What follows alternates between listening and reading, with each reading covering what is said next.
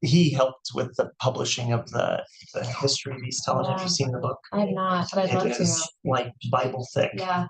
And interviews an old family. It's really cool. Yeah. Thank you. Didn't get a chance to see it. The Casey family, that's who live right next door to him. Yeah. Are we ready? Yeah, my uncle and Okay. classmates, and yeah, that would be very neat. I'd love to see that. All right. Well, all you have to do is go to Rick Baker's quick wake. Let's We're giving Lots of stories. let's call the meeting to order and to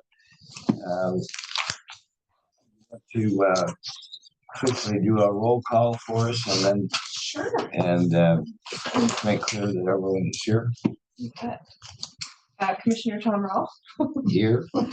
Mayor Wilma Collins. Here. Colleen Smith. Here. Councilman Wes Spice. here. And James Petrovich. Here. All right.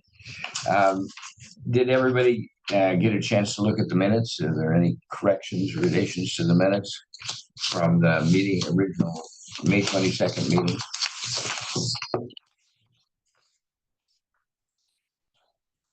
Corrections or relations? There being none, we'll call them approved as submitted. Move to approve. All right. Second. For a second.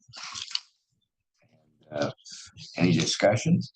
All those in favor say aye. Aye. Opposed, nay. Motion passes unanimously. I think probably the first thing that we've talked is to work through the bylaws. See if we can come up with a set of bylaws. Would be my goal to have something before we get done here. Yep. And if anybody needs to take a break, just let me know. We're happy to take a break. Let's take a look at the bylaws that have been submitted here. We went through. All right. I think everything is pretty straightforward. I wrote some notes on a few things that I thought we should maybe discuss, and took the liberties of adding a few things to it. First of all, is there anything right off the top that anybody wants to discuss? That we have a chair, and thank you, Commissioner Roll, for volunteering that. But that our bylaws are calling for a vice chair. Mm-hmm. Yeah. And so if that's something that we wanted to either keep in or remove, or if we wanted to elect today, or I think we probably should we adopt the bylaws as they are, and then we should do that if that's all right. And I guess my larger question is everyone in favor of that? Yeah. Yeah. Okay. Is that all right. I think that's easier in case someone's absent. I think that's a good idea. Yeah. All right. The membership, as it's listed here, of 5 members.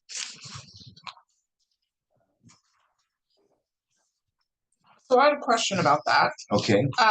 Is there a reason why it was only 5? Could it be more?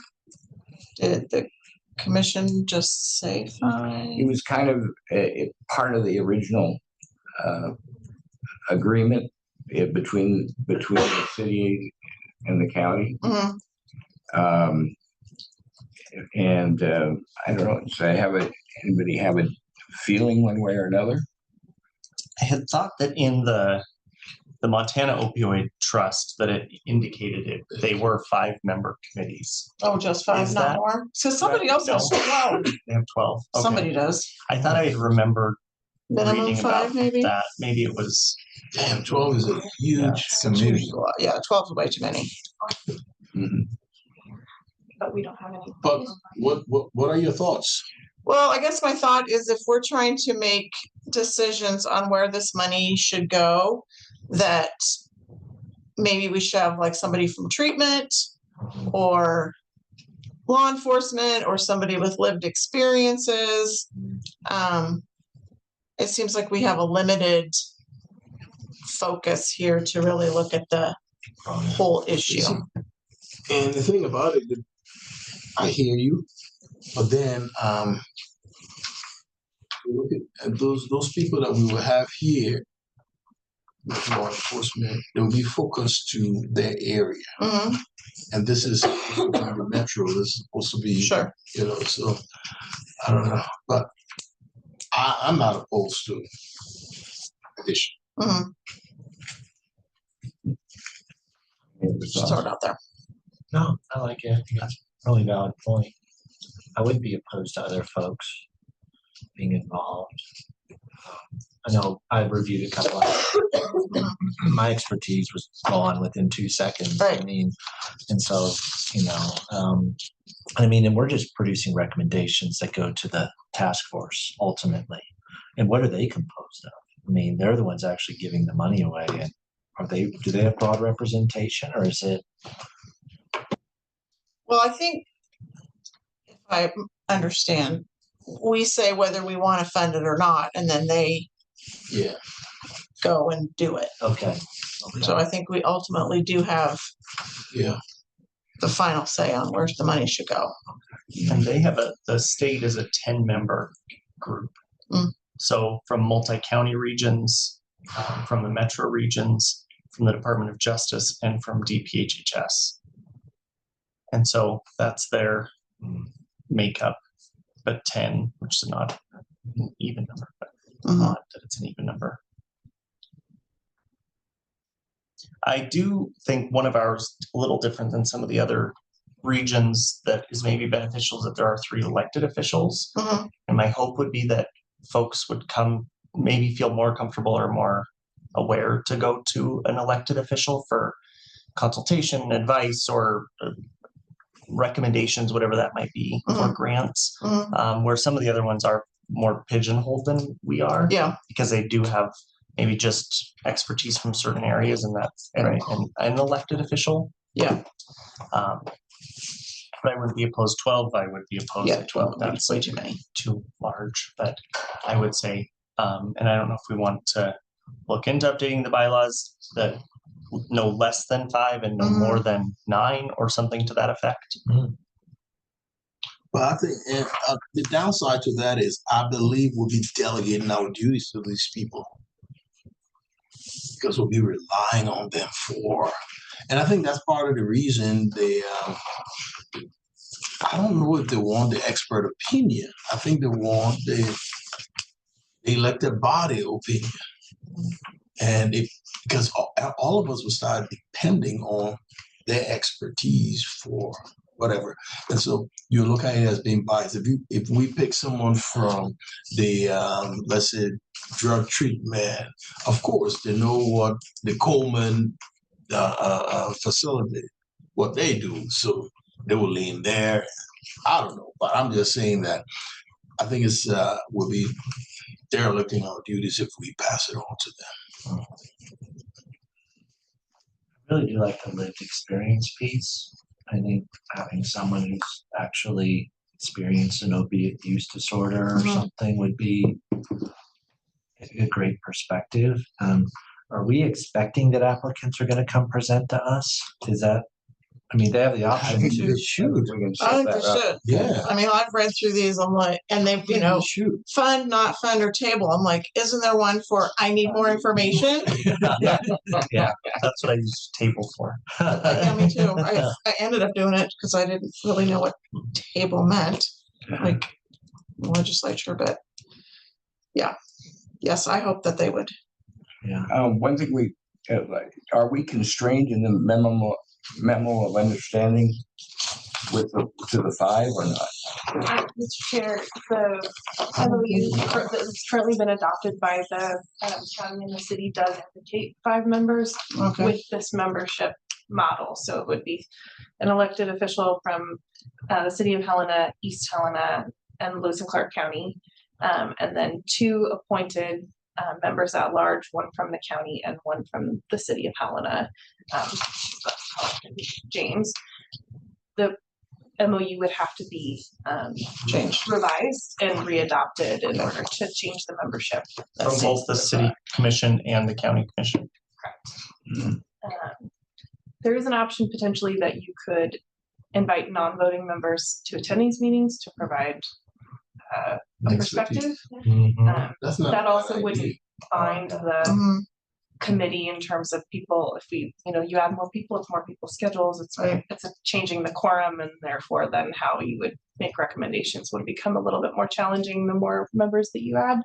But you would always be welcome to It's not a bad idea. folks that way as well. I would appreciate an ex officio member or members, and I like the lived experience. I also, one concern I have as a voting member, if they're not ex officio, is are they receiving treatment and or did from a certain provider that, and that's a tough thing to get into as to recusing themselves or that I don't know that we want to get into the personal concerns that they may have. Yeah. But having their perspective otherwise, where they're then not a voting member and would be able to provide us with a perspective could be helpful, where there's not an obligation to that PII type thing. It would seem to me that there is a method within the bylaws that are proposed to make a change if we find as we go along we would like to add some members or change the makeup. But I think initially we have at this point we have to go with the 5 because of the memo of understanding between the two. So I think that. I think we're pretty well constrained there unless we change the memo, ask for a change in the memo of understanding. That's correct. Okay.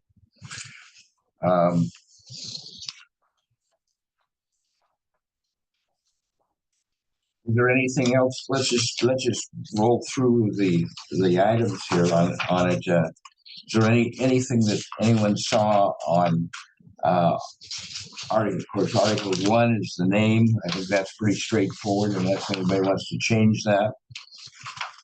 Article 2 definitions. Article 3 authority, power, and duties.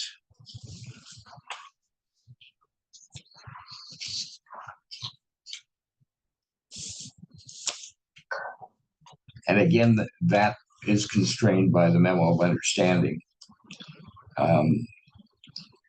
That's in section 1, gives authority. Section 2 is the power and the duties. Would it be worth in Article 4 adding in that the committee shall consist of 5 members per the memorandum of understanding and reference that in here, just so that for future conversation that a body may not think that they can just change that membership without the proper due process of it. Is that So smart. I would see no reason. That might clarify things for somebody down the road. Or to say, why don't you allow anybody else to be in there? At least there's some Yes, background to where that comes from. B does mention as described in the MOU, but it doesn't say anything about the number of members.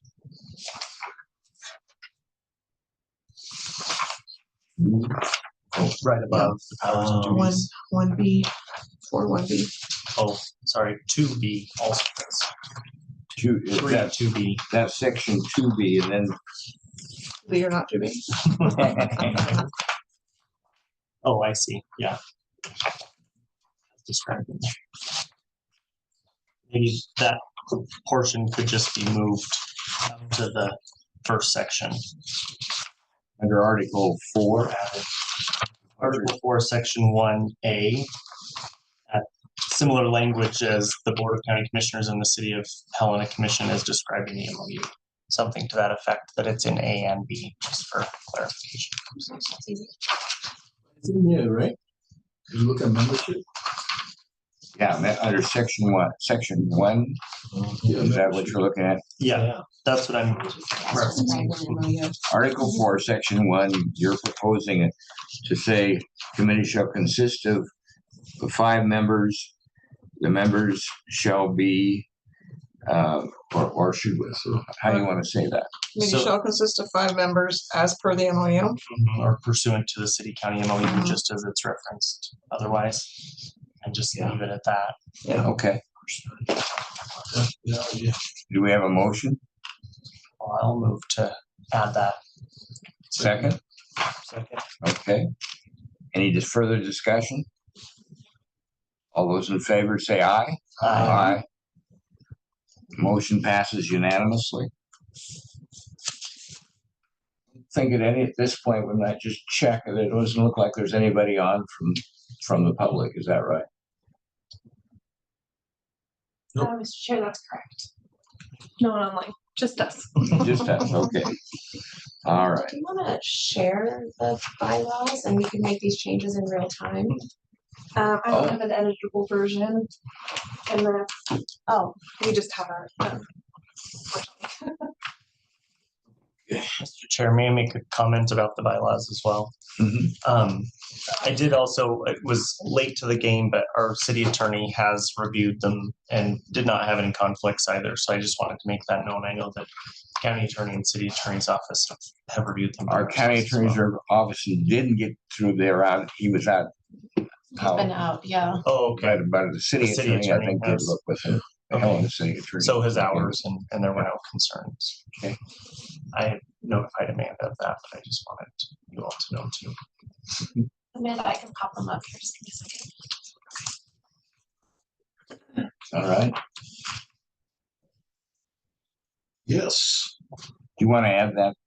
Yes, you had it right now. Okay. All right. Are there any other additions to section 1 that you would like to make, or changes to section 1 of Article 4?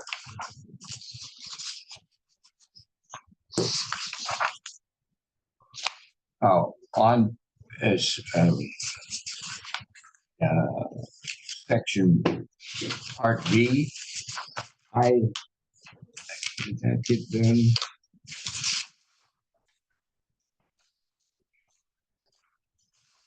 It says a member shall be appointed for a term of 3 years with the possibility of second 3-year term. And I think that should be clarified as a community member rather than as an elected official member. That's seem reasonable. I was taking it as, so that is good clarification. I was taking it as someone would have to, if someone happened to be on for 6 years, it would have to then be a new elected official from the whichever. So that's not the intent. And it's a little difficult sometimes with the elected officials because terms are different. Mhm. Yeah, we're staggered. Ours are 6, yours are 4, and 4. And I thought maybe we should just, since we're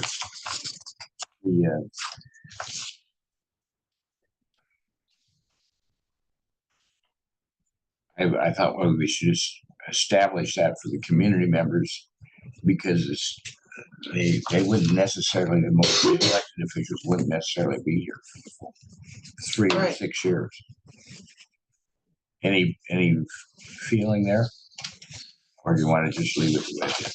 So the elected representatives, it's a position, not a person. Yeah. Because like if the election rolls around and the elected official is not reelected, then technically they can't be on this That's right. based Right. on the bylaws. Yeah. And there is the possibility after the 3 years, as it would have to be in East Helena. I had to be, it had to be voted on that I was the person to be on this. Mhm. And so that would continue. I assume, did you do the same in city commission? What? Did they have to vote on you being the member to be here? No, I just You just said you're bulldoze doing my it. way through. And I don't know if you did. Well, in the case of the county, generally the chair for that year makes final decision on committee assignments. Mm. And so Andy said he'd like for me to be the representative. And that may change, as others come in, but Yeah, so there should be some clarification, like you said, that if we should were be to the community change the members, but- wording, would it be more clear if it said a member of the Lewis and Clark County governing body serving at the pleasure of Lewis and Clark County and a member of the city of Helena's governing body serving at the pleasure of the mayor, and a member of the East Helena governing body serving at the pleasure of the East Helena Commission. So I guess, I don't know if there's a way to tighten up the wording that, like, every meeting, oh, well, you go this week, well, you go that week. Yeah, yeah, I don't think that would be good. No, they're No. gonna be members of the committee, so. I don't know how to should write be that. appointed for a term of 3 years. Possibilities. Yeah, the 3-year one is the stickler for the elected representative Yeah. side. Yeah, I think this is okay, though. Reading it again. Members should be appointed for a term of 3 years with the possibility of a second 3-year term by the Board of County Commissioners and the City of Helena Commission as described in the MOU. Yeah, so those are I think we're just the going public ones, We're right? going too deep In B? into it. Wes, do we need to, since so if we, No, I think I know where you're going with it. The MOU is strictly between the county and the city of Helena, okay, and they have agreed to allow East Helena to be a part of it. and they agreed to allow East Helena to elect a representative Correct. to come. But, well, that was our own internal process. That's just how we do it. Okay, But they have allowed, but the MOU is not with the city of East Helena. Okay. We're just a contributing member to it, but not a part of it. a significant contributor. Well, thanks. If I might provide a suggestion, yes, go ahead. if we wanted to clarify that it's a community member, we can include community for that letter B and then add a C, just identifying that the elected officials will be identified by the presiding officer of the body for which they serve. Yeah. How does that sound? That's more clarification. So yeah. Okay. Just have it split out so Do we have a that motion? you are identified. Sure. Yeah. I'll make a motion to. All Yeah, right. you're bringing To these whatever things you up. said. So you better- That one was nice. We're gonna blame you No, today. it wasn't totally me. I won't take the blame for all of it. I'll second. All right. All right. Any further discussion? You want to read that back to us? I'm writing it as we speak. The elected officials let's see. The elected officials serving on the committee shall be appointed by the presiding officer of the body from which they are Should be elected. shall serve at the pleasure of their body. Of the. Okay. I'm just trying to get the pleasure. The way it's phrased in section 1, membership is an elected representative of the governing body. Mhm. Shall serve at the pleasure of that municipality's governing body. Well, the board of. I think it's implied though. They coming here without being recommended by the body. When you see an elected representative moves in Clark County governing body, that is, you know, it's coming from the governing body, from the three of you. Mhm. Elected from the city of Helena governing body, from the commission. And that's how we all got here anyway. So I think we're just reading so deep into this, and we got a meeting here in a few. Let's go back. Which way do we want to go? I'm fine clarifying it, or at minimum, and we do have a motion that has been. The motion is second to add section C. Is that right? And so read the section C again. Really, The elected representative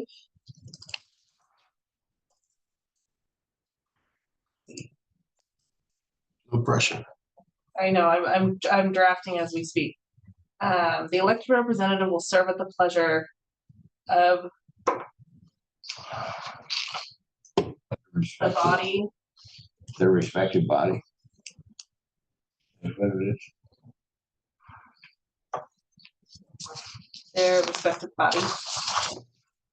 Is that what you intended in your original motion? Yeah. Okay, That's fine. That verbiage is fine. all right. All right. Sounds good. Is that okay with everybody? I'm sorry, Any other discussion on that? the original motion was, Pardon me? who made the original motion? Wes. Wes. You okay. said, Clearly not All right, normally doing this. No, Catch me you're doing great. all right. Doing fine. And a second. Second? Okay.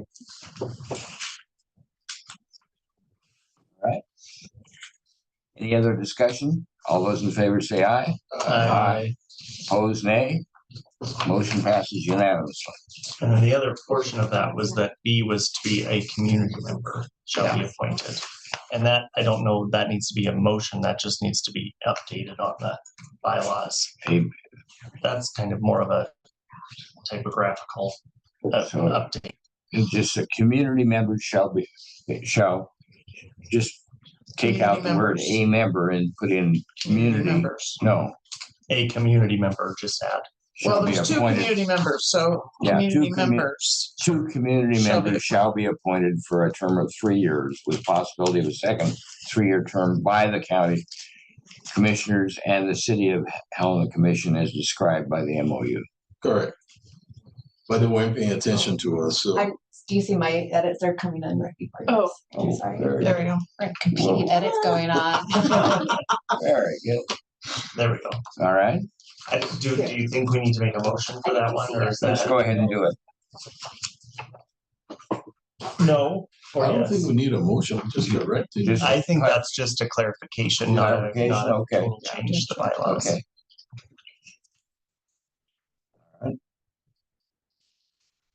Which is still on C, okay. All right, Community members, okay, yeah, that's it.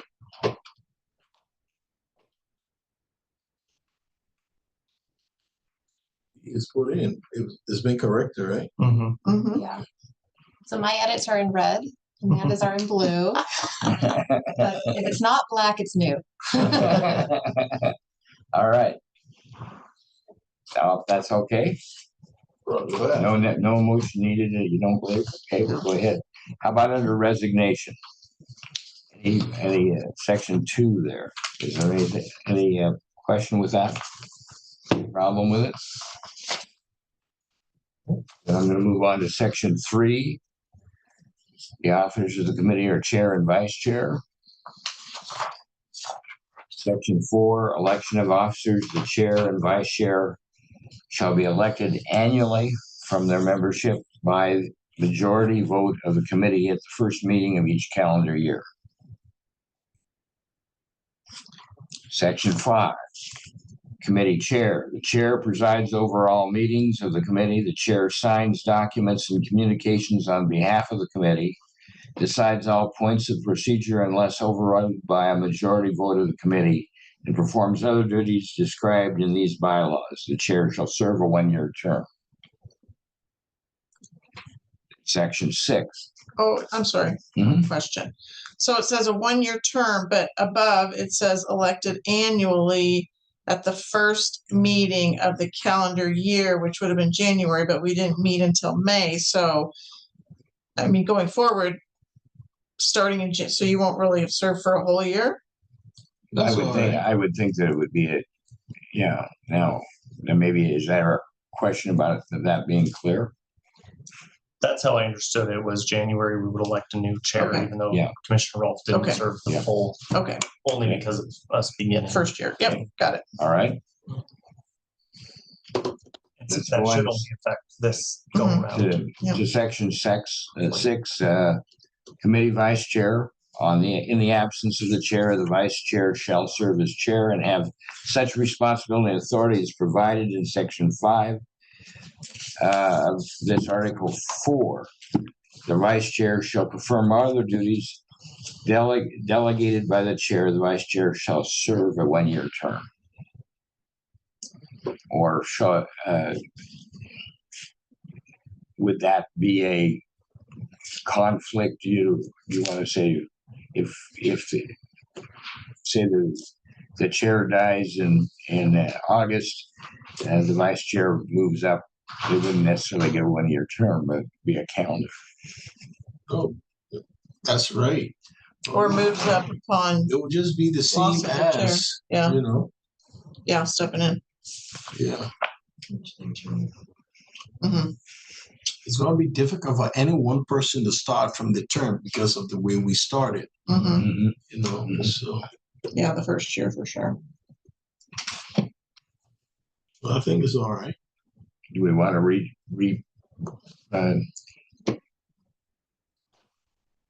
shall serve a 1-year term or the balance? or the remainder of, Well, 7 talks about office succession. If the office of chair or vice chair becomes vacant, the committee shall elect a new chair as applicable at its next meeting in the manner provided for in section 4, article 4. And the 1-year term it makes it a little confusing. we could clarify both section 5 and section 6 by saying the chair shall serve a 1-year term or until the next election. Yeah. For both, That makes sense. and then they're both satisfied for that Mhm. point. Now, do you want, say if there is a change in August, do you want them only to be able to serve till August, or do you want them to be able to go on and have a full year term?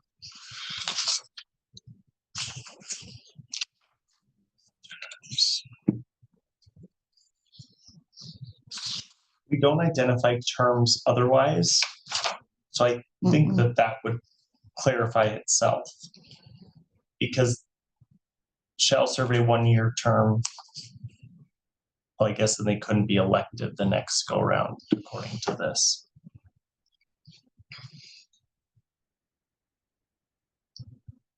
I guess I would say adding that in there, and then if it needed to be changed, the bylaws could be changed in the future if something unusual to that effect happened. So adding what in again? For both the chair and the vice chair, that last sentence, shall serve a 1-year term or until the next election, the next annual election. And then Committee elections, so that we don't confuse I it don't with. want it to go, Well, it's the election for the commissioners or the election for the mayor. If we were to put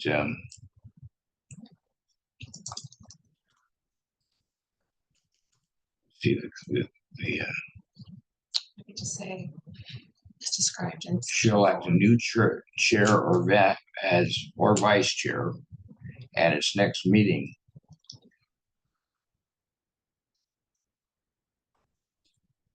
In the manner provided section 4.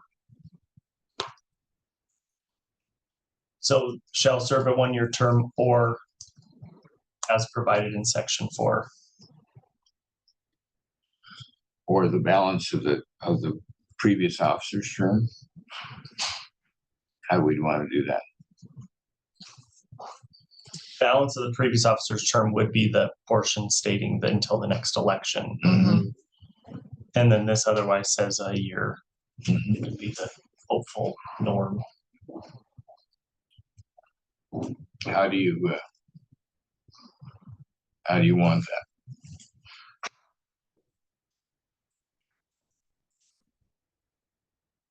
It is in the absence of the chair, the vice chair shall serve as chair and have such responsibility and authority. The vice chair shall perform other duties delegated by the chair. How Amanda's that Amanda's read. Yeah. Yeah. That's right. Or until I think that looks good to me. all right. Enough clarification. All right. Does that look okay? Yep. All right. Is there a motion? I move. Second? Second. Any further discussion? Negative. All those in favor say aye. Aye. Motion passes unanimously. All right, then we're gonna go into succession.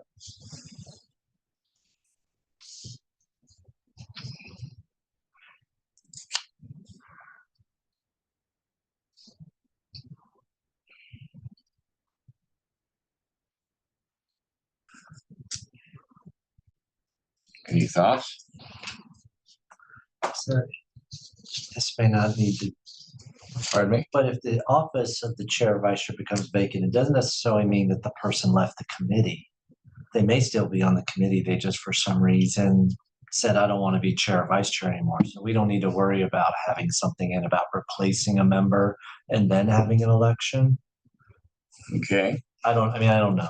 It just, The office of chair or vice chair, the committee shall elect a new chair or vice chair as applicable.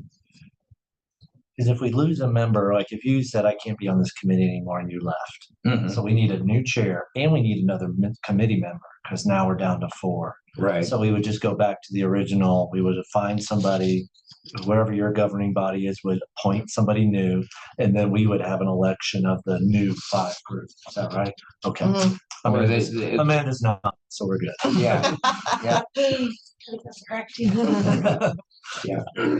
I will say though that instead of section 4, because that's each calendar year, it would be section 5 and 6. Section Divided in sections 5 and 6 instead of 4. Okay. 5 and 6. Okay. All right. Was that just a clerical error? Okay, correct change. I would say so because Mhm. I don't think it was quite in the right order. You're right. Thinking about it, talking about it out loud, I don't think it was quite in the right order. Mhm. So I would say that's just a clerical update. It's the glue. All right. All right. We're all good with that. Mhm. All right, let's go to section 8, officer absences. If the chair and vice chair are absent from a meeting, the liaison will call the meeting to order. A vote shall be taken to elect a temporary chair for the meeting, who must be elected by a majority vote of the committee. So just a question, is the liaison the same as the staff liaison? Because under definitions, it's listed as staff liaison, We probably should have the name. as staff liaison. We'll call the meeting to order. Mhm. If the chair and vice president absent, do we still have a quorum with 5? 3. Yep, no, 3. Yep. Okay. They all have to agree. Yeah. And it will have to be unanimous. All right. Then section 9.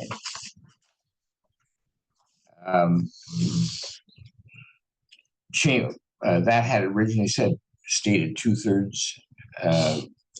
from the original one, and because 2/3 really is meaningless in a 5-member committee, majority of the committee, I made that suggested that change. All right. Subcommittee, pardon me. Very minor change on this. Section 10 is very clear. Okay. We do define majority vote, so I'm gonna make those capitals. Okay. Section. All right. Section 10, designation of subcommittees is not permitted. Period. Okay. Article 5, meetings, public participation procedures. Committee meetings, section 1, committee meetings. A, the committee shall hold meetings quarterly or on an as-needed basis. In-person meetings are expected. The option to attend via video and audio capable online meeting platforms may be given with prior notice to the chair. B, no meeting shall be convened or business conducted without a quorum present. Any questions about that? Looks good to everybody? Section 2, open meetings. All committee meetings are open to the public. The committee shall, this is section A, I'm sorry.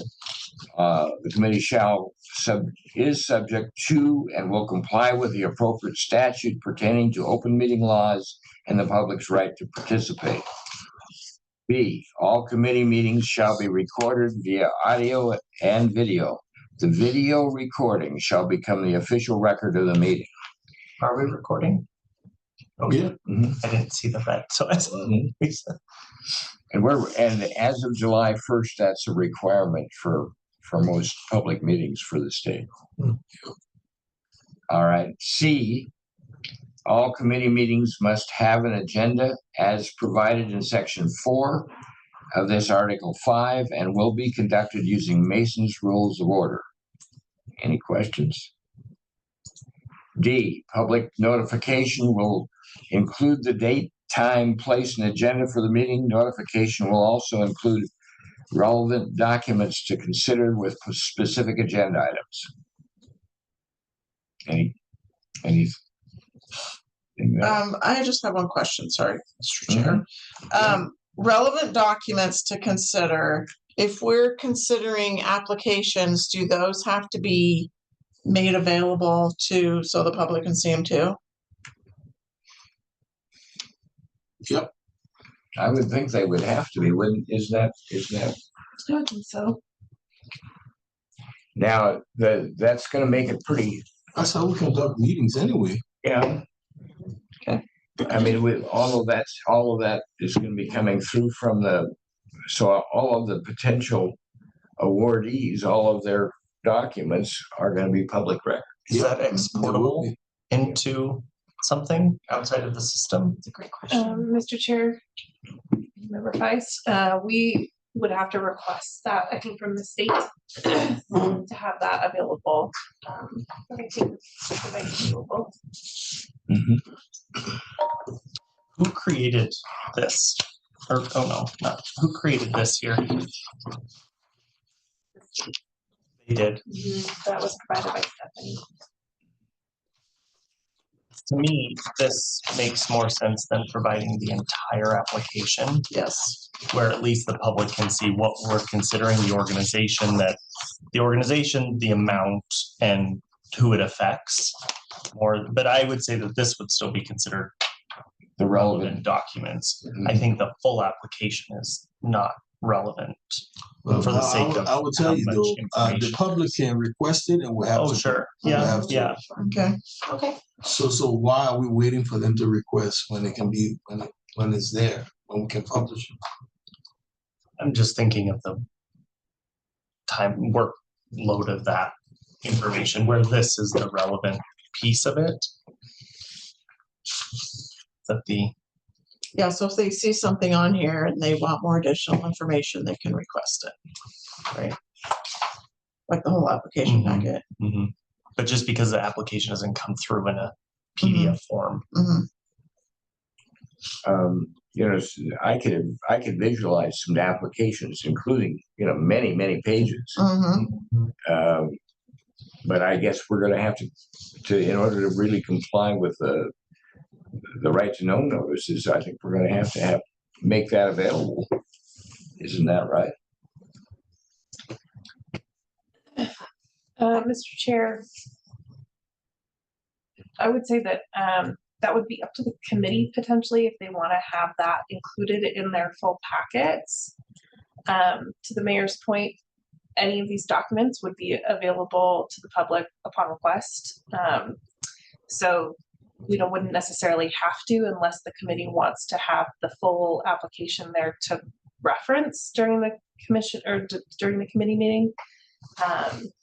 We don't necessarily have to include that in the packet unless the committee would deem it relevant to have. And to me, this is the relevant. I'm just thinking of some of those applications are. Yeah.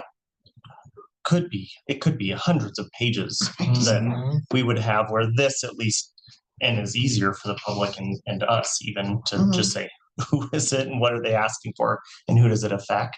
And then if somebody wanted to see more of an application, then we would pull it, but it wouldn't be in all of our packets. It wouldn't be public. This though, I think should be public so that if somebody wanted more information, they could ask for that. Okay. Not to keep it unpublic, just to keep it manageable. But it's all would be available. How is this? This says including all relevant documents to consider with specific agenda items. See, so it must be present. They would be, they have to be available, Yeah, it has Right. to be, it has to be there. but they don't necessarily have to be printed up for everybody who walks into the meeting. No, that's Yeah. not what I'm saying. No. Okay, all right. Is that clear enough for everybody? Is Yeah. there, do we need to articulate the process by which someone could request documents specific, like who they're gonna request them from, a timeline for us to provide them, or do we just say that they're available for inspection? What's your Can feeling? we just add that It like on does- the agenda, like if you want all these documents? Maybe you can add. The Montana open meeting laws, you know, Yeah. they're very clear on, That statute does. yeah, It does reference the state statute, and the statute references how to put in an information request. I think you're right. Also, any documents that pretty much the city or the county have, there's a articulated process in many different places, websites and otherwise, for folks to access that. So I'm not sure from sort of a guiding process if that necessarily needs to be included, but I would defer to the committee if you want that articulated. Just trying to cover all of yours. All right. Are The we attorneys okay? have We're, looked at this and they seem to think it's okay, so I would defer to the attorneys. I don't who care. review this document. are we okay with D? Okay, let's go on to E. Committee action is not official unless authorized by a majority vote of the committee at a meeting. That's E. And F, action minutes shall be prepared by the staff for all meetings. Minutes prepared by the staff and approved by the committee shall be official minutes to the committee and shall be kept available for public inspection. Now that seems to contradict with the video recording being the official record of the meeting. what's that? Mr. Chair, Go ahead. action minutes are provided because the record, the official record is the video. So you can't have action minutes without the record, the video being the official record, Okay, as I understand it. Yeah, it's an accurate record. The video is, yeah. okay. We're all right with F, E and F? Quick comment back to the other one. It's appears you can just download PDFs of applications. Yeah. I didn't realize. Oh, I thought somebody said yeah, you we couldn't. can. Oh, But not the public. oh, not the Yeah. public. Yeah. Oh, but it wouldn't be hard to pull them all down and make them available. Then I think it's No, not to make them available. Yeah. public. Gotcha. Okay. All right. Let's go on to page 5, section 3, That's just the system. public participation and inspection. A, any citizen may comment or provide testimony on any item on the agenda. B, public comment may be made in writing in addition or in the alternative to oral comment. In the alternative,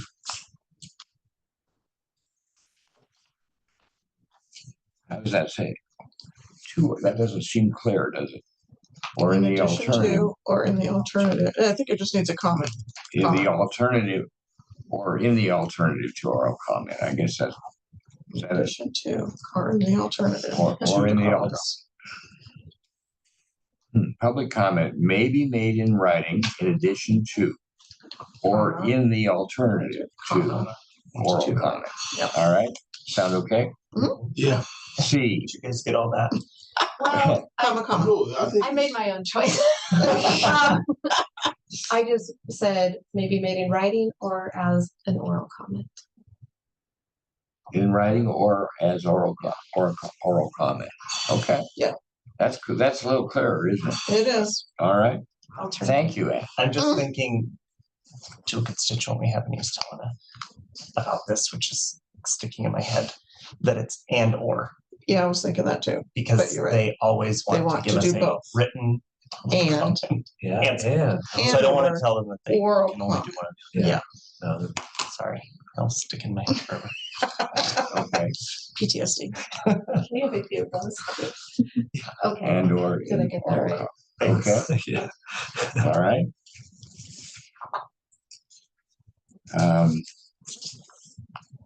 All right, C. Persons other than staff testifying shall be asked to provide the name and, if relevant, address for the official public record. Okay. D. The public shall have an opportunity to address the committee on any term not appearing on the agenda, but within the powers and duties of the committee. However, the committee may not act on any matter discussed if the matter is not included on the agenda. Too clear. Clear? Okay. Let's go on to Section 4, order of business. All meetings will be conducted in accordance with the following order of business. 1, roll call, determination that a quorum is present. 2, approval of minutes. 3, agenda items. 4, additional public comment on any item not appearing on the agenda but within the powers and duties of the committee. 5, Sorry, question. Up above, it says they may comment or provide testimony on any item on the agenda. right? And then down below, it says, Below is that, that says they can do it even if it's not on the agenda. right, but that's After, when it's at the end of every meeting, Oh. one of the things we do in our public meetings is we offer an opportunity for people to comment on other things that Okay, are relevant. And that is covered here, Colleen. okay, The Yeah. Items. gotcha. Okay. All right. Number 5, if a date available, announce the date, time, and location of the next meeting. Okay. Any questions on section 4? Let's go on to section 5, agendas. All committee meetings shall have an agenda that follows the order of business in section 4 above. B, the agenda must be made available to the public and posted on the Lewis and Clark Metro Region Opioid Abatement Committee website, hosted by the City of Helena, at least 48 hours prior to the meeting. You might clarify that that's a web page, the website, so the City of Helena. you'll go there and look all over the place, and you'll find it. I'm wondering if we should have a staff change and maybe it went to someone else. Just referring to the staff website might be all that we need. I would say that only because if we host it or just to keep it so that it's made available, it is made available. But I guess it is ambiguous as to where. Okay. Are you wanting to host it on all 3 different websites? No. We should have a website of our own for this committee. One exists. It's just hosted by the City of Helena. Oh, I see. Okay, I was taking it. I get it. So yeah, The there's city- currently a web page. Yeah. Page within the City of Helena website that has agendas, meeting notice, all of that is, we just. My thought was if down the road, so there was maybe county staff that was being our primary staff person, and then maybe it should be available wherever the committee website are. Do you have a thought there, Ann? Yeah, so the county right now does have a link to this opioid abatement, but it directly links to the cities. And so that was just to avoid us having 2 web pages that could potentially contradict or would Yeah. not be updated at the same level. And we will do the same. Link. And so I think if in the event that the city's always going to be a partner with us, so as long as they're willing to keep hosting it, Okay. and I could probably, someone from the county could probably get admin rights to. So go ahead and leave it the way it says. Okay. I think I'm gonna it's drum same that platform, in. right? Yeah. All right. Define dinner. Any Website is- want to do anything with section Anyway, with part B? Roast that chicken. Okay. Okay, part C, discussion of each agenda item. Let's see, there it is. will be conducted in accordance with the following procedure. One, the chair shall address each agenda item separately if a presentation report is appropriate and scheduled to be by the staff person or applicant presenter. The chair will call upon the individual to present. Two, the chair will declare the item for discussion. Each committee member wishing to speak on the term item shall discuss the chair in turn. Three, the committee will then hear and receive written and oral comments from the public regarding the agenda item. Four, any persons wishing to speak a second time may do so only with the permission of the chair or with the approval of the majority vote of the committee. Five, the committee chair or any member of the, at the request of the chair may question staff and applicants regarding statements, comments, or testimony received on the agenda item. Six, after hearing all statements, comments, and testimony, the chair may close the public comment portion of that agenda item. Seven, after closure and after such discussion as may be appropriate, the committee may move and vote upon a recommendation. Anything there that needs to be clarified? Section 6, role of staff liaisons. If there is a staff liaison for the board, the liaison will A, provide guidance to the committee on operations relevant to the purposes of the committee. B, assist in preparation of the committee public notifications, agendas, and correspondence to the Montana Opioid Abatement Trust staff and advisory committee. Record the meetings through the established process and perform other duties described in these bylaws. All materials will be posted and archived in accordance with the applicable local policies and Montana law. C, any additional duties are at the discretion of the staff supervisors, and those requests shall be made at a public meeting by a majority of the committee and if necessary placed on an agenda for further discussion. Any questions so far? We're going on to page 7, funding, section 7, funding request and approval. As outlined, outlined by the MOAT funding application process, the committee members shall review applications sent by the MOAT's online grant application portal system. Members will score the application individually, and the MOAT staff will provide a summary report of the committee's individual scores. That report will be made available to the committee for discussion. B, applicants will be encouraged to give a presentation on their submitted proposal. C, committee recommendations to the MOAT must be approved by a majority vote of the committee members present. Any member may make a motion which must be seconded for further consideration. All voting on motion shall be by roll call or voice vote. D, any committee member who represents or has a potential or actual conflict of interest with an organization, agency, program, or otherwise that is applying for a state opioid for state opioid funds shall voluntarily abstain from voting. In the event of a tie vote due to the absence of a committee member, the vote shall be tabled until the next available agenda with the entire committee present. The member will still be there. In the event of a tie vote due to recusal of a member or due to a chronological deadline, the vote constitutes a failure of the motion or action. Okay. E, voting by proxy is not allowed. F, staff shall prepare a written recommendation to the MOAT based on the outcome of the majority vote. The chair shall sign the recommendation once prepared and will transfer the recommendation to the MOAT within 10 business days of the committee approval. Any questions on any of that? I have a question related to this, more logistics.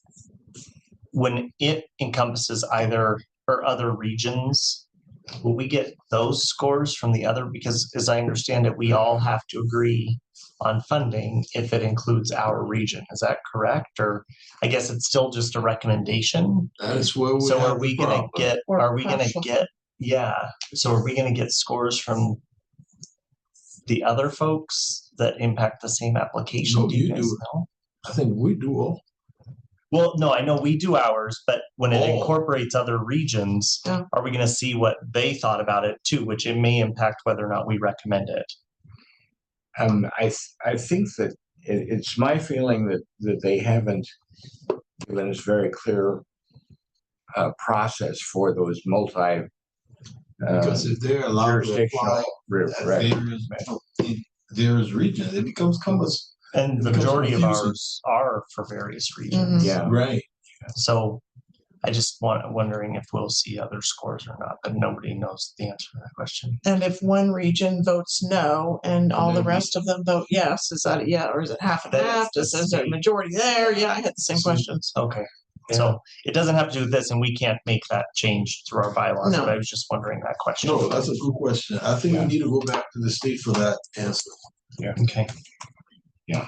Thank you. Something that hopefully we'll have time to discuss a little bit more, but I think it'd be my recommendation that we send some of those back for the state to give us list of clear guidance. Questions. More. That we would like to see more. Thank you. All right. Anything else on section 7? Okay. Article 6, legal assistance. The only question I had was, would it be more appropriate since the county attorney's office is dealing with everybody that we're representing, to have the county attorney's office be the legal representative? Any thoughts there? Give more work to the county, damn it. I would agree with your concept and the rationale behind it. I just thought it was generous that the city attorney was willing to do it. But if you feel that the county attorney's office could, and then maybe it's more encompassing. And I was trying to come up with an idea. There might be a conflict, but I just thought that something might come up where there would be a conflict between I think it could be a parties within the conflict for county and anyone. representing it should be somebody representing everybody. I think a conflict could be equally seen from the city of Helena to, even if it was our city attorney, to the county. You know, it just depends on what applications come in. But if the county's willing, could it be in there? So just in case, legal assistance from the city or county attorney's office. And then if we need it, or does it need to be We already clarified? gave that up. This for the kids. We haven't voted on that. So do you have a thought on what you're thinking about, either or maybe just one, or what? What's your pleasure? Okay. What are you pointing up there? Well, I made I took what I heard. Oh, Yeah. Mr. Chair, committee, if I may, because the MOU that created this governance structure is both a city and a county document Mhm. that was agreed on by both parties, it might make sense to have this be responsibility of both legal. Of both. Mhm. Okay. And we'll just have to clarify if there's a legal question, who should take it? And maybe that's where, if there's a conflict of interest, then we say, well, not the city, but we'll have the county, or vice versa, right. which then allows us to maybe avoid those conflicts a little bit more too. All right. Is that okay? Can we have a motion I'll make a motion to approve that section. to move it to city and or county? All right. Is there a second? Second. All right. Any further discussion? All those in favor say aye. Aye. All those opposed? Motion passes unanimously. All right, then let's go to Article 7, decorum. In accordance with the state of Montana's open meeting laws and the public right to participate, all committees shall adhere to any relevant statute, codes, and policies regarding public meetings. No person on a committee shall engage in disruptive or disorderly conduct, including but not limited to threatening, profaning, abusive, impertinent, slanderous communications, or any other behavior which otherwise impedes the orderly conduct of the meeting. The presiding officer is responsible for maintaining order of the meeting. The presiding officer shall ask any member who engages in disruptive or disrespectful behavior to cease such behavior or be removed from the meeting should the member refuse. The meeting is no longer fun. Any thoughts? So I think You're okay with that? Section 2. Any committee member having a financial or personal interest in any matter before the committee for discussion or vote shall publicly disclose the nature and extent of such interest, and if warranted, recuse himself or herself from discussion and voting on the matter. In such circumstances, the acknowledged conflict of interest will be recorded in the minutes, and whether the committee member was recused during the discussion and voting. no problem. That's all sound okay? Section 3, training. Members of any committees are encouraged to attend one training annually on Montana open meeting laws as scheduled by the clerk of the city of Helena. Does that mean we have to attend it every year? One training annually? If the same members are on it, I doubt it, but there will be turnover. And I think So it's it says encouraged. Right, but it says to attend one training annually, so you have to attend at least one every year, the way that it's written. You're Or do you encouraged. just need to attend one and then you're up to date? You don't have it's to do not it again? mandatory. No, I know. It's not a mandatory thing. No, So encourage means after you attend one, you can choose to you not. should. Yeah. Okay, okay. Okay, does that feel okay? All right.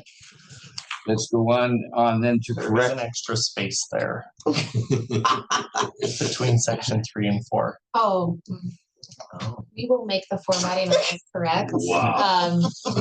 This was pulled over from a PDF, Oh, you exported guys have into done Word, and such then a I great job. uploaded it into online Word, which is Wow. very different than desktop Word, so Yeah. we'll get it No, clean. you've done such a fantastic job. But there's a lot of manipulations that happen on this document.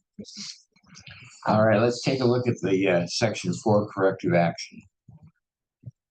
All committee members serve at the pleasure of the elected bodies from which they were appointed.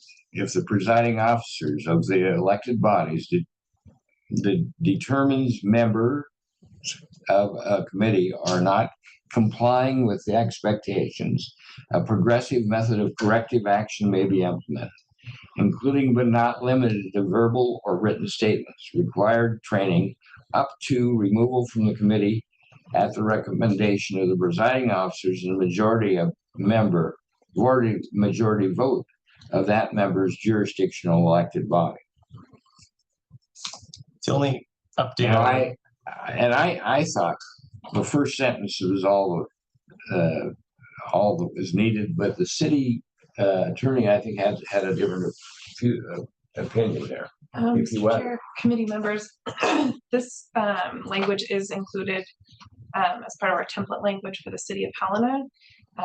The reason I'm told by our city clerk is because we have had issues in the past with committee members behaving badly, for lack of a better term, not following public meeting law, divulging personal health information, you name it, and the concern there was while language specifying that the committee members serve at the pleasure of the elected body is all encompassing, there was concern that potentially removal of a person could be viewed as retaliatory or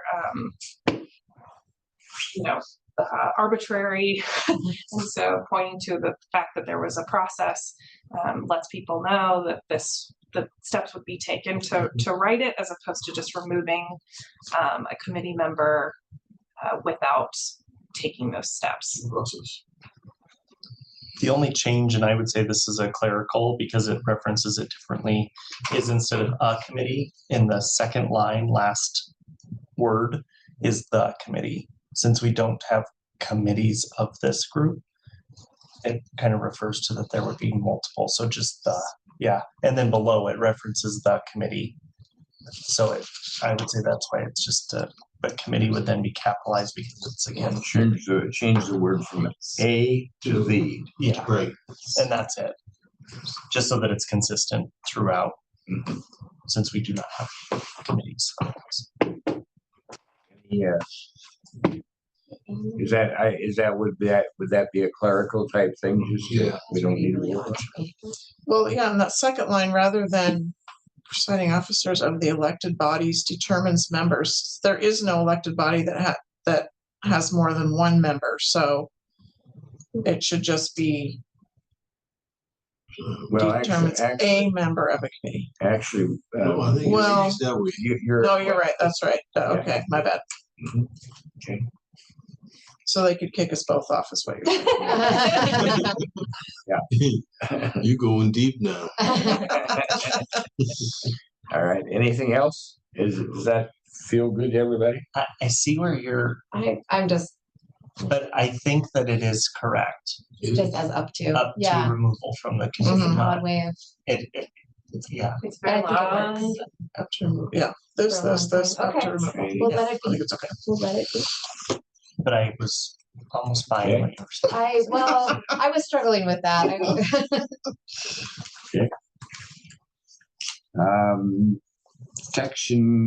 If section 4 is okay with everybody, we'll go on to section 5, public engagement, social media. No non-elected committee member shall represent themselves in public or stakeholder engagement, including online, as an agent of the city of Helena or Lewis and Clark County. All public outreach and social media postings on behalf of the committee shall be conducted through staff and in accordance with the city and county's public engagement and social media policies. Is that- No non-elected committee member. So just you and James. Yeah. You can't. So I don't Can't- get a badge. What's any? Gotcha. Okay. Like we weren't elected to the committee, we were appointed. Okay, never mind. Okay. Any questions? All right. And I had made a note to myself. I don't quite understand the reason for that being, but there must be some instances that occurred that Excuse me, Mr. Chair, committee members. This would prohibit an instance where I'm a member of the Golf Advisory Board and I go out and I tell someone that on behalf of the city, because I am an agent of the city, that X, Y, and Z is true, or this is a policy, fill in the blank, because they are not acting as an agent of the city. Now, should Mayor Collins go out and say, hey, I'm acting as the mayor of the city, and this is what's true? He's the mayor, so he gets to say that. A non-elected committee member would not be acting on behalf of the city staff or elected bodies. okay. All right. Any questions? All right. Amendments to bylaws. Section 6. These bylaws may be subject to revision by a majority vote of the committee members, recommended by the committee through a public meeting process. Anything else? Missing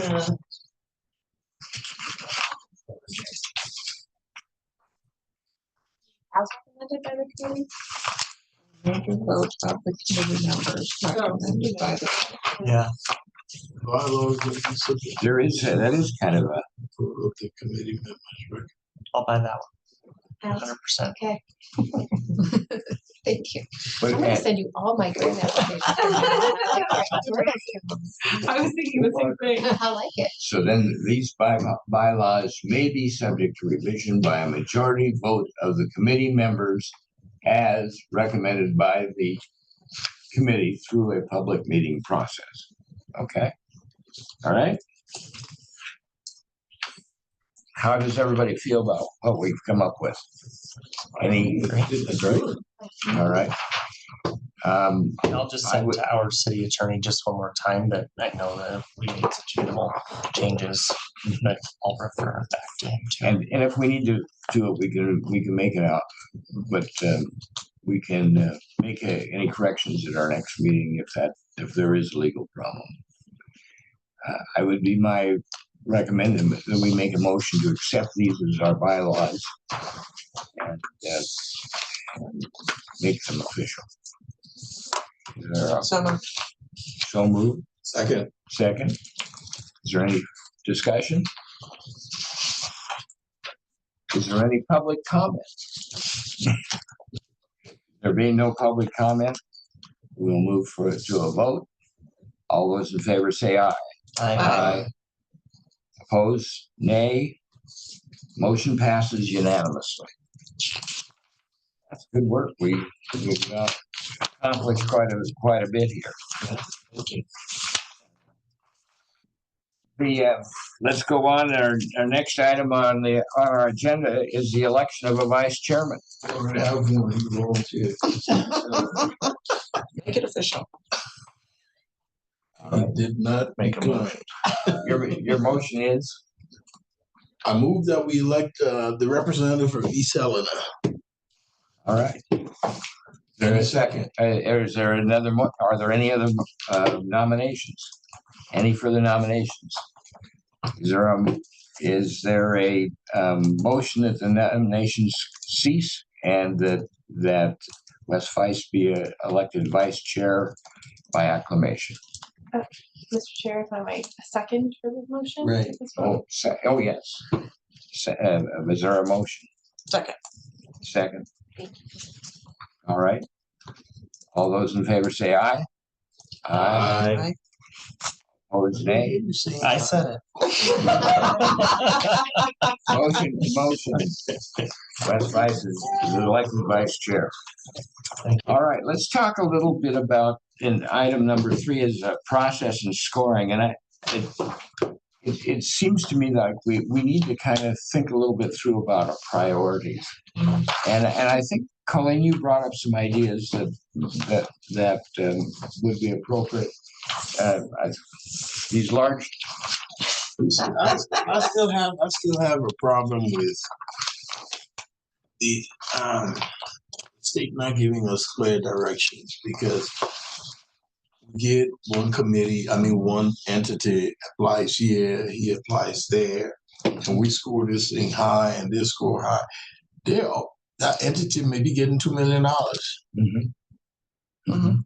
So I have a problem with that.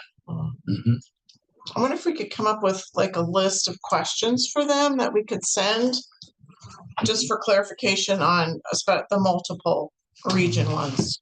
Can we just should we have a approve? meeting with it? Should there be a grand meeting of all the different regions? I think they do that once a year. Didn't they comment? He commented on that before, that someone has the ability to go annually. Did I make that up? Or? No, I think you're right. But we could maybe request clarification on that. Is there a?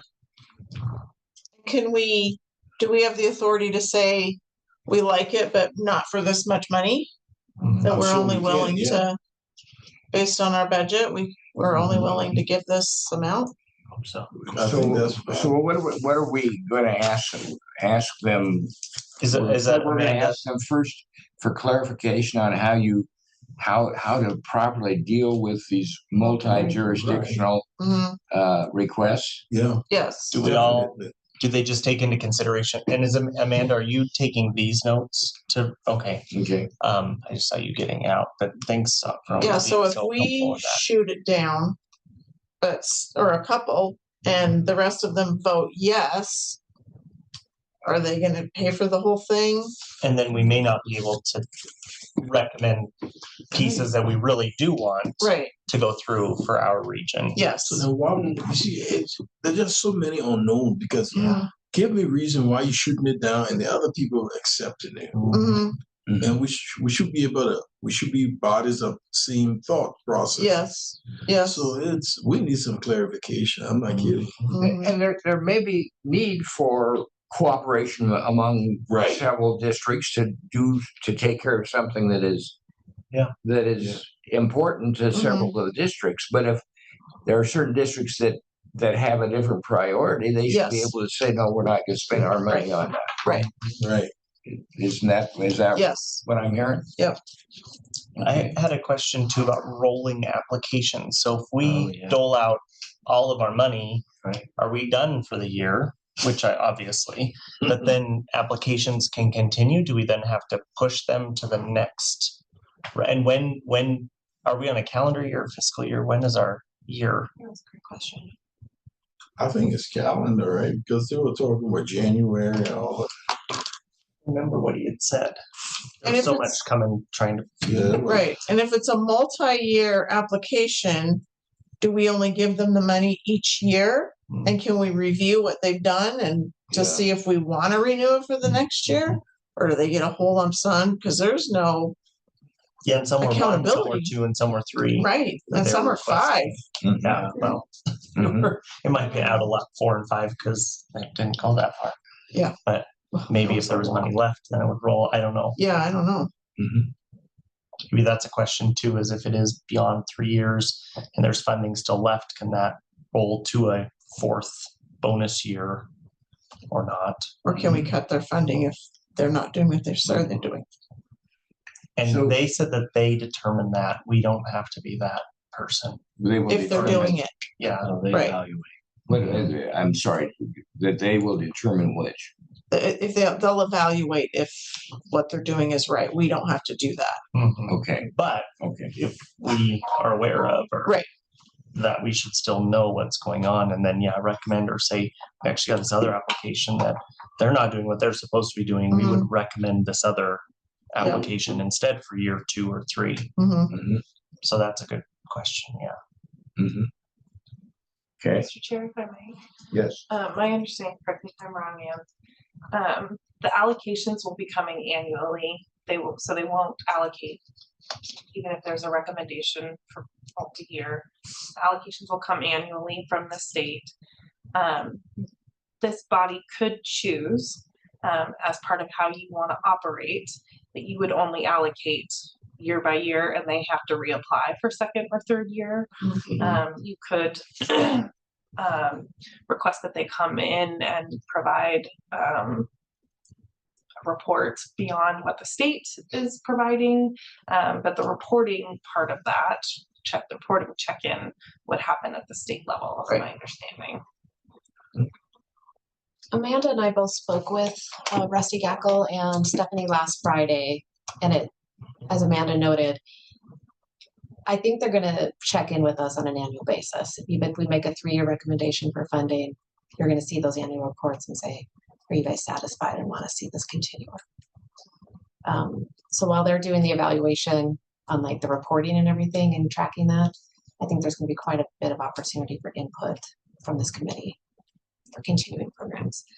Their projections of funding available are on the state fiscal year. Okay. Okay. So Are we Makes going sense. So to, year 1 begins July 1. July 1. yeah,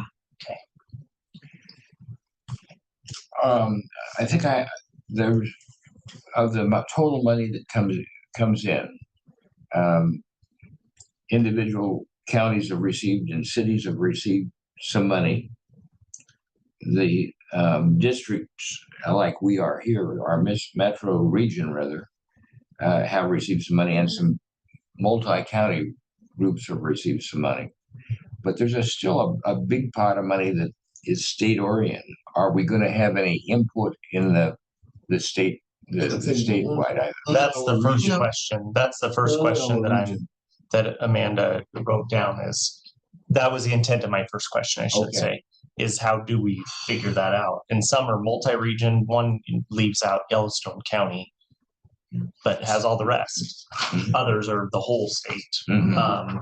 So do we have input? How do we know and have input to decide those? And is there a pecking order essentially? Do they start with statewide applications and then regional and then just our region so that we know how to allocate? Or is it a free for all, or is it Mr. Chair, if I might, Yes. an additional piece of information that we gleaned from this conversation last Friday, or maybe it was uh,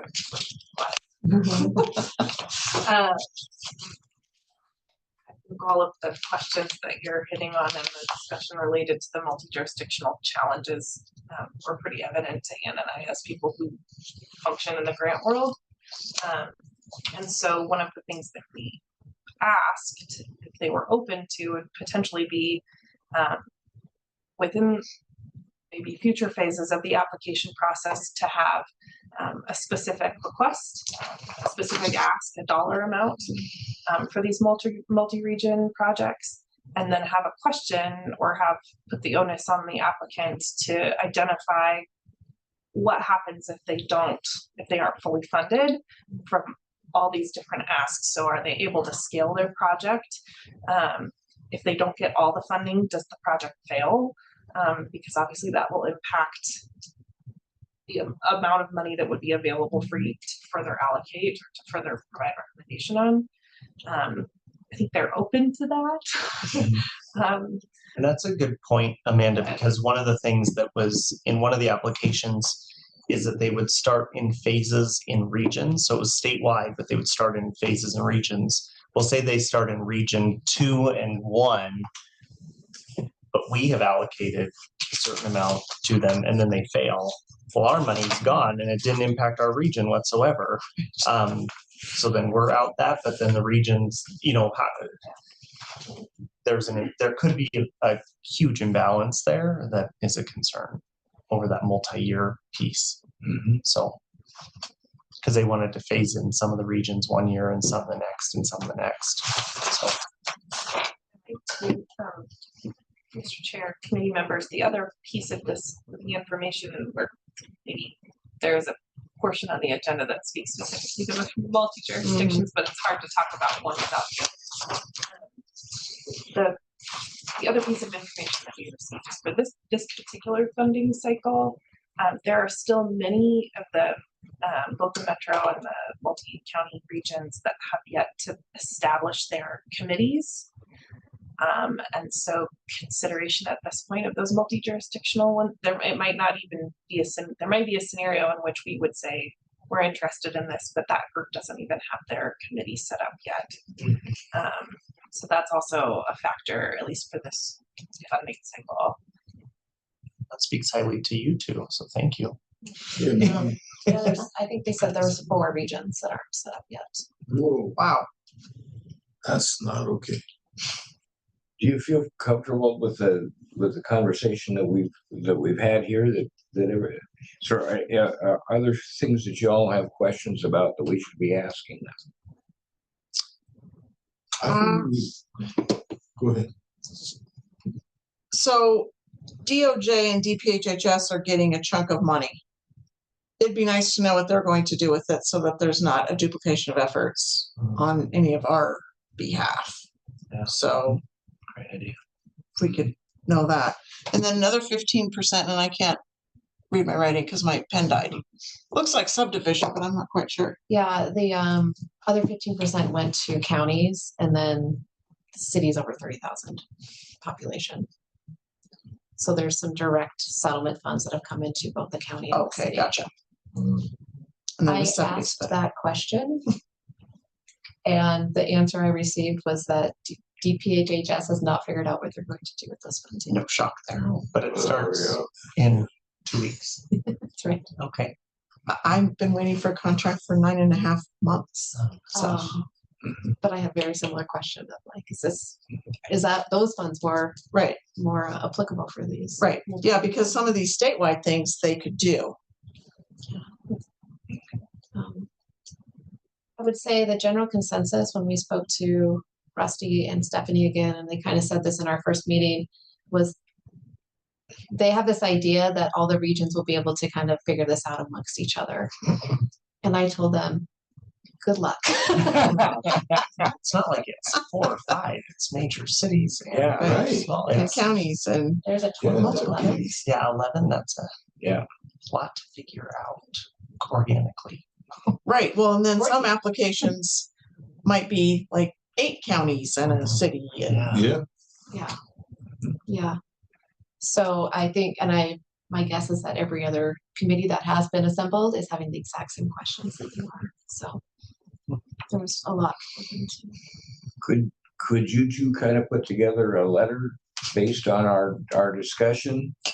Run it by all of us and let's try to get a letter out to them asking for clarification. Be happy to do that. All right.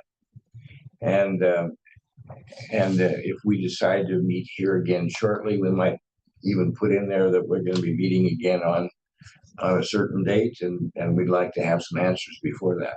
Or maybe they could join our call again, because it sounded like they were open to that. Yeah. Okay. My best guess, Mr. Chair Committee, is that they're not going to have answers to these questions. Pardon me?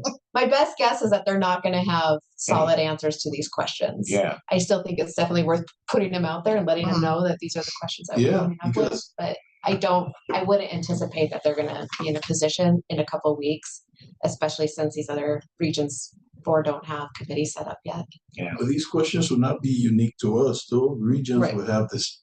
They'll have to answer those Exactly. questions. Just for what it's worth, I'm not sure if they'll be able to provide many answers. So what is the general feeling of the group? Should we try to make some decisions with the limited information we have now, or should we, I mean, is it really imperative that we do that? I think Or should we should we wait until we get more clarification?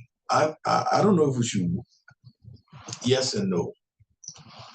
I think we should send forth our concerns and give them a time limit and say, hey, we need an answer by so and so. If they don't answer, we move on. Okay. If we don't get anything from them, we would devise our way to move forward. How does that feel to everybody? My thought is we could at least start looking at the Lewis and Clark County ones, Mm-hmm. because I don't think we can make a determination on these multiple region ones Yeah, at all. it's too cumbersome. And I think we should, and if you will include that we've decided not to deal with those until we get more clarification. Right. Okay. That's not a bad idea, Ollie. Okay. And I've completed mine and reviewed them. For Lewis and Clark? Yeah, me No, too. for all. Oh, all of them? Just give it, and then I have some notes on them, but Mhm. I haven't is- even done anything. wow. Well, I wanted to make sure that I also wanted to get a grip of it. Yeah. That's why we made you the Yep. vice chair. No, thanks. Is that and the Lewis and Clark County ones I thought were fairly strong, that were strictly for hours, one of them at least, if I remember correctly. And then maybe we could just make a recommendation for part of the funding Mhm. moving forward. I have asked Amy, our city clerk, if we could host in East Helena the next meeting that we had scheduled on the 26th. If that works, and maybe we'll have some answers by then. In that letter, we could ask that we are meeting again on the 26th, and to have some answers to these questions would be helpful to give them a deadline of more content. And can we have the 2 applicants come and present? Because I have a lot of questions. Is that cool, man? So what Now the sheriff's you're office talking and- about the detention center medical providers Mhm.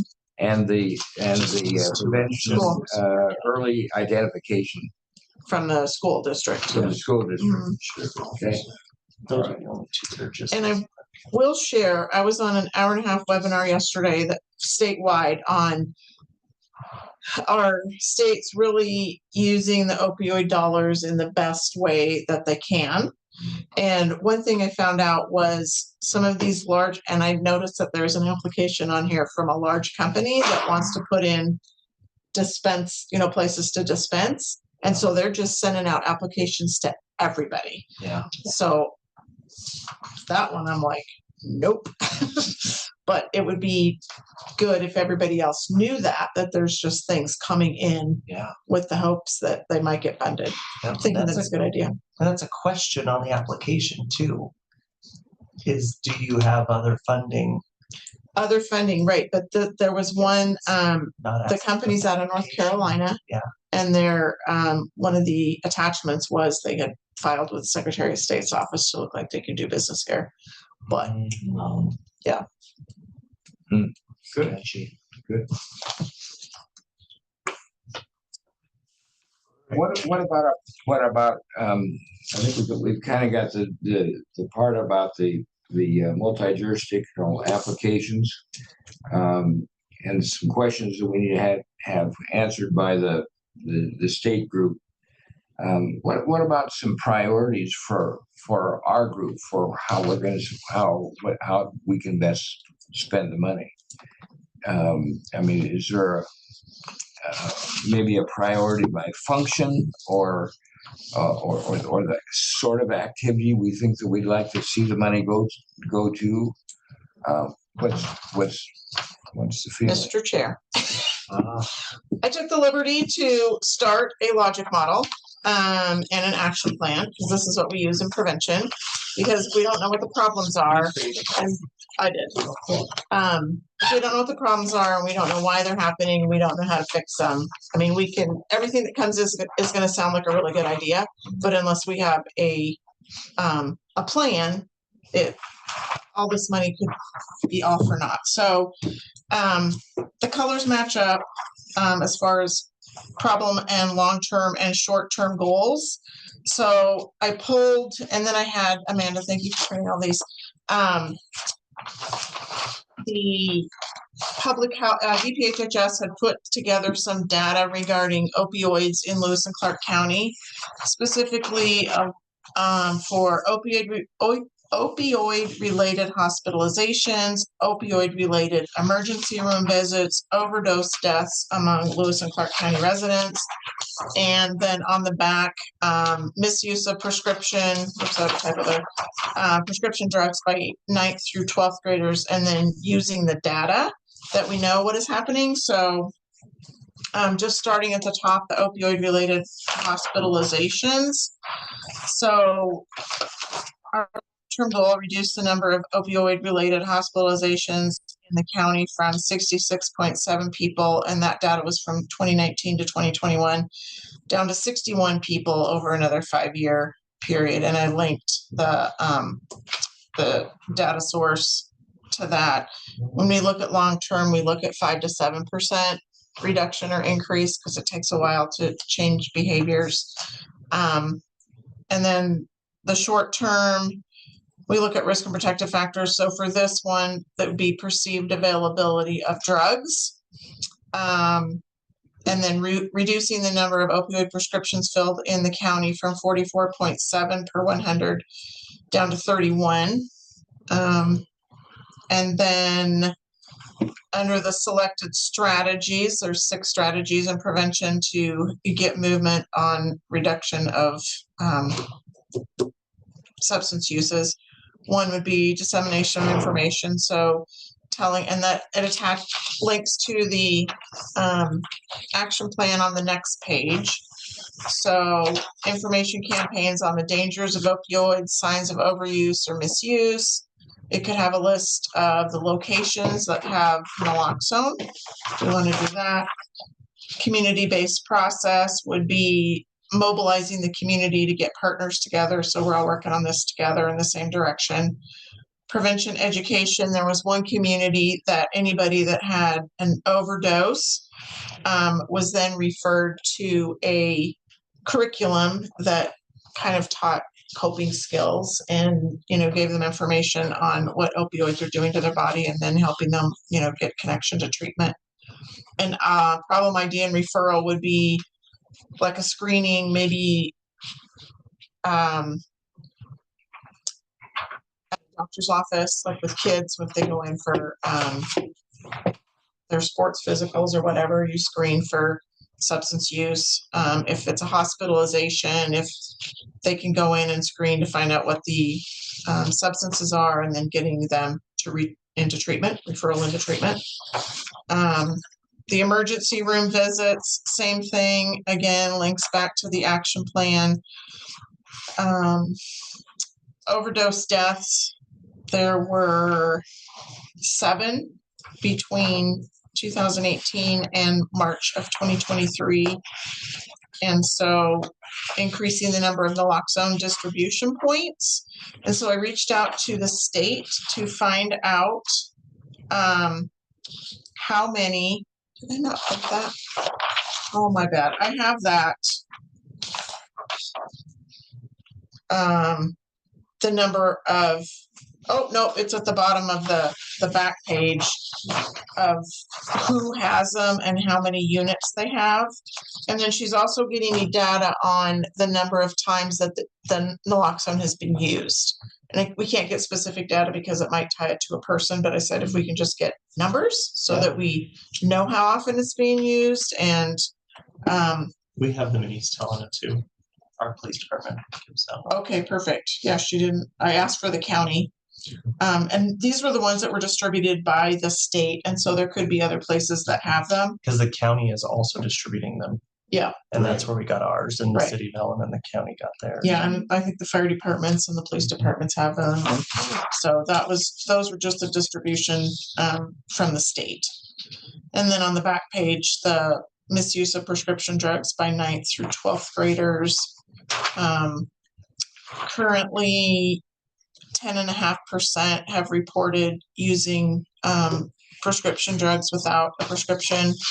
So we'd like to drop that to 9%. And we track that by using the Montana Prevention Needs Assessment data, which there's a question that says, how much risk do you think people have of harming themselves physically or other ways by taking prescription drugs that are not prescribed to them? So we want to increase the number of kids saying, yeah, it is risky, because then that reduces risk. And then also prevention education program specific to opioids in the schools. But that's just a start, because nothing really on here for treatment. I talked about employee assistance programs, so improved healthcare screenings, referral to treatment, working with employers to provide employee assistance programs that address OUD.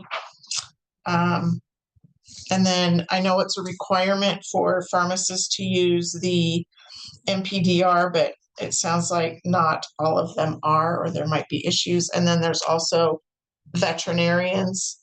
People are purposely harming their pets to go in and get opioids so that they can have them. So NPDR. that's the Montana Prescription Drug Registry. Never heard that before. Yeah, they're supposed to register when they write prescriptions for drugs to try and track people that are drug seeking, going for the emergency room to another I'll go doctor with to the another pets. doctor. Oh, yeah, That's, oh my gosh. I know. So anyway, just a starting point, certainly. This is primarily a sort of a prevention model, and Well, yes, and it doesn't, I mean, there is referral to treatment. So there'd be a treatment piece in there. Obviously, we need to do that. But the Institute of Medicine has now redone the continuum of care so that 3/4 of it is prevention and only 1/4 of it is treatment and recovery, because that's the expensive end. And so if we can stop it before it starts, but clearly there's issues that we need to fix on the treatment side too, when we find holes. interesting work. I kind of break the way you've got it broken out here. Yeah, and the overdoses, let's see. Yeah, overdose deaths, the highest were among men, and then in the 30 to 39 age group. So we're not looking at kids, we're not looking at old people. But, so that might be a population we want to Address. start addressing, looking at. Yeah. Happy to try to dig up any more data if you'd like. I like short and long-term goals, and some of those applications are missing some of those quantitative pieces. Yeah. They just want to do it, Mhm. to what effect, Right. why. Yep. And so this is great. I think maybe for our next meeting, an agenda item would be to hone in on some problem areas like you've done here. Mhm. And if we have any ideas then on what those could be, Yeah. otherwise or additionally, or whatever else that we hear that's important. Yeah. We have a council meeting Tuesday next week, and so I will bring it up as a point to discuss as well with our police chief of what some thoughts are within the city too. Yeah. Well, and it's one thing to go, well, I think this and I think that, but without data to really know why it's happening, where it is, which is why the lived experiences perception would be important. Like, how did you get started? Why did you get started? How did you find your meds? How did you get into treatment? And finding some of those. Do you have someone that would be willing to come in to our next meeting and give a brief introduction of themselves for that? Or maybe not even the next, but a meeting upcoming that would be willing to I can talk. put themselves out there in a public meeting? Well, yeah, there's one gentleman, God bless him, he had come and done a bunch of work with us, and we started our prescription drug task force. And he had ended up in prison for writing bad checks, trying to get, and he had gotten hurt at work, and then got addicted to opioids. And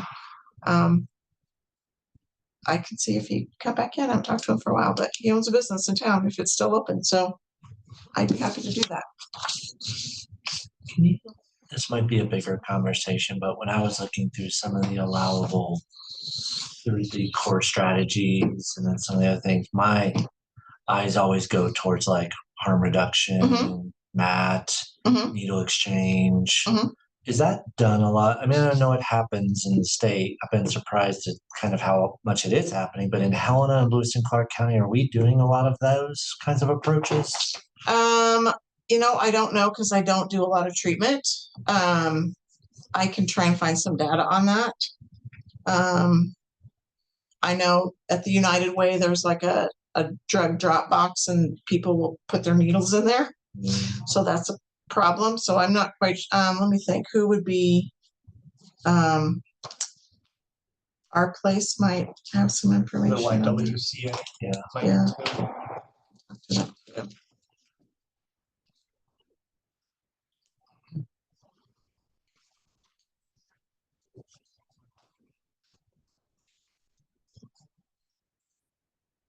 Yeah, it's something that this may not be the right time to talk about this, but something that like struck me about the sheriff's departments is that it sounds like they want to increase access to primary care for their entire population. I got the same thing. I'm like, give me the number of your folks who have been diagnosed with an opioid use disorder. I have that written down on mine. Because they say we serve 161 people a day, and it's $60 a person. It's going to be this. And I'm like, but are all of those people with opioid use disorder? So I have the same thing written down too. It's just a question. I just really adamant this money needs to go towards opioid. Yeah. Yep. What about prevention versus treatment versus maybe some counseling or I don't know. Is there a priority that we want to look at? It needs to cover the whole continuum if you want a strategic plan, but Sounds like we have time to discuss this more because nobody else has it together as quickly as we have, it sounds like. That my thought would be for us to go back and do our own research and thoughts on what we want to see, and then have an open discussion about that at our next meeting. Just knowing the time. I think that's a good idea. Yeah. And we have the time to do it now because we're ahead of the curve, so which is good. All right. To maybe formulate a little bit more of what our intent is, not have to rush it. We clearly have a deep understanding of this. Is there another person, or would it be worthwhile having someone come in who really has a sense of this broader landscape, the continuum as all, just to kind of give us an overview of these different areas? Or do you feel like you want to do that? I don't want to overburden you. Yeah, no. The problem is it's kind of siloed. So, I mean, I can give you everything prevention. Yeah. And then on the treatment and recovery side, I can't speak as well to that because that's not what we could do. The Fuse program might be able to from St. Pete's. Oh yeah. Just because I think she is seeing it from all more than maybe others are in the community, her and her team. Yeah. That's an idea. Yeah. And I know her, again, it's siloed too. It's about housing and homelessness, but it's also, she's seeing it from, and also the avoiding the emergency room, the OUD, all of that is affected too. So, yeah. And I can reach out to her if you would want her to come in to give us an overview or thought. I feel like I want the money to go where it's needed the most, but if you're saying that we really want to touch the broader continuum as much as we can, are there really impactful ways we could spend this money? Like we could launch a program that could really move the needle in some way. I would love to do that. I just don't know.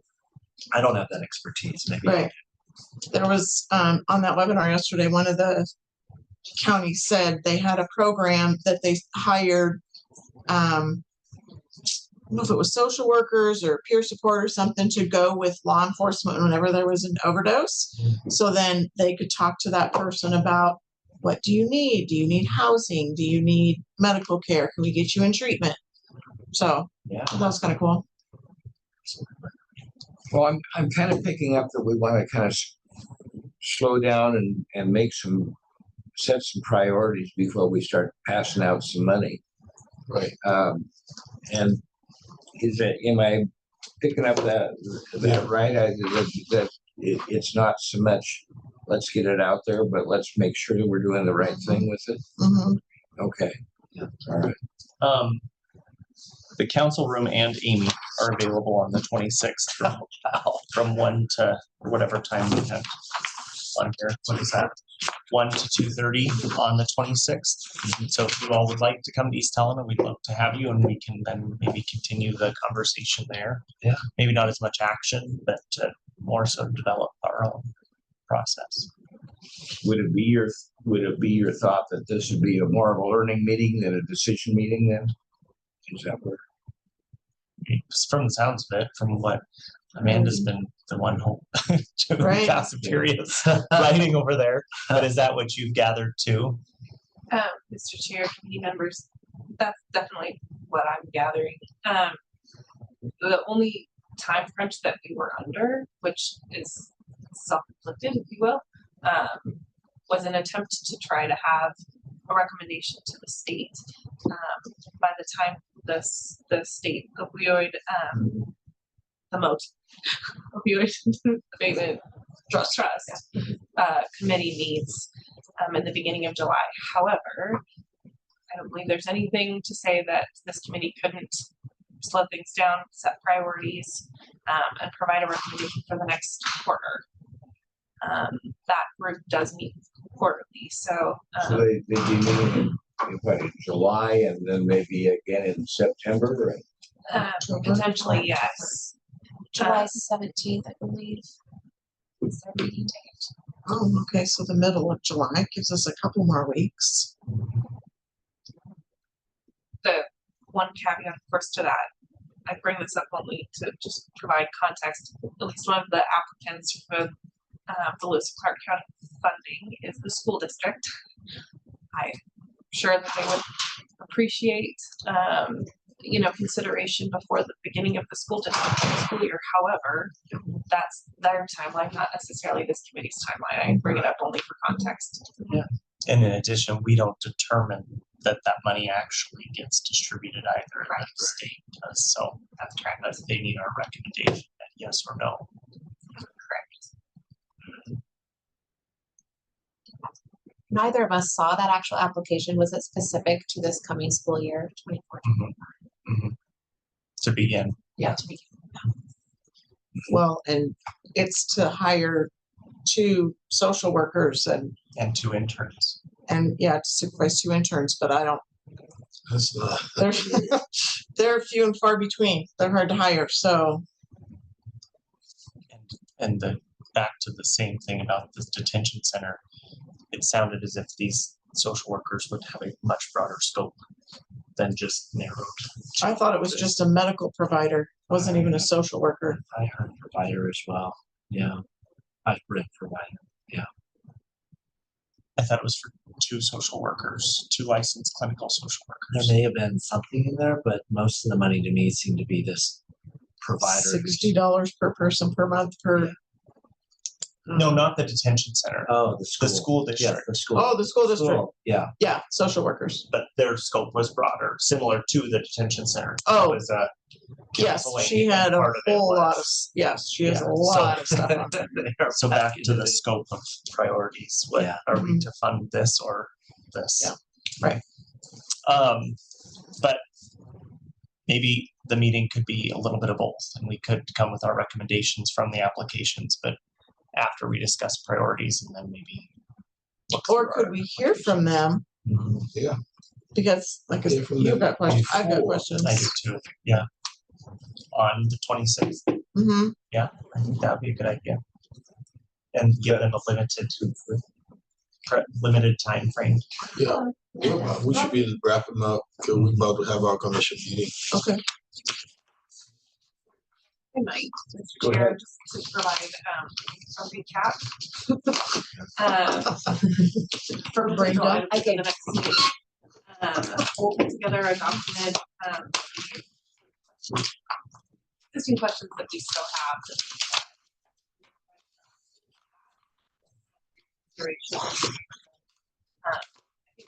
The chair would allow. So that we can have that, potentially any answers they might have. That. We will make an invitation to the 2 applicants of Lincoln Park County to come and provide that presentation. 15 minutes, does that work? I would rather have more time for questions than presentations. Because I think there's a lot already in there, but there's Okay. a lot of questions. Presentation. 5 to 10 with questions.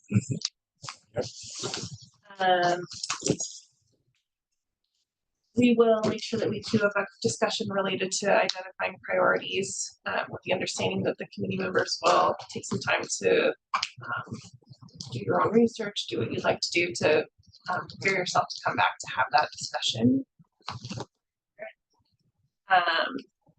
And then what I wasn't sure about is whether or not there was a consensus to have the FEES program. Maybe that could wait until I think that could wait. Now, would it be simpler to have that next meeting here, since we're a little bit, rather than going out to East Helena? What That's would work best for staff? Yeah, given both the sheriff's office and the school district office are here in town, but we'll be really available. appreciate, Yeah. okay, Yeah. very much appreciate that, Yeah, Ms. Helena, and so those, that would be simpler for them and for I'll double get it check. out. So why don't we plan, if it's all right with everyone, we'll plan the meeting here and look and keep it in mind that we're gonna make that available down the road. Are there other items that you definitely want on the agenda for the next meeting? Okay. Thank you all. Is there anything that we're missing that you would have liked to accomplish today? I think we got some stuff done, so I really appreciate everybody sticking with it and working this through. Mr. Chair, Yes, call for public comments. yes, Before we adjourn. you bet. If we're to an end, I will call for public comment. Is there any public comments? Is there any public comment? Done in the hall, let's look online. Yeah, nothing out there. All right. Good. Meeting's adjourned. Thank you. Thank you. Thank you. Thank you all. Appreciate everybody sticking with us. Oh, yeah. So much stuff. Okay, my minutes are, Yeah, for another I need a little. It started in 20 something. I was gonna tell you, I was gonna give you all